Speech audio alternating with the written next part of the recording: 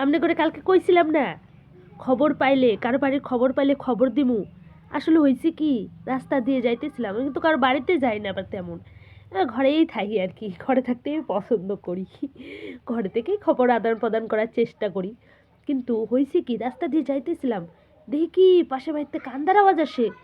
ভাবলাম কিসের আওয়াজ, একটু ঘরে কান পাইতে শুনি, ও মা, ওই বাড়ি বেটি দি কি কান্দার কান্দা। যে একটু কান পাতলাম, মাগো এই খবরটা শুধু আশা করি নাই। কইতেছে, হায় হায় রে আমার পটল, তুই আমার এইভাবে ধোকা দিয়ে চলে গেলি।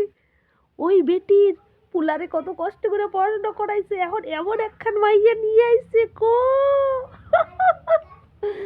এমন একখান মাইয়া নিয়ে আইছে যারা পাতে দেওয়ার মতোই না।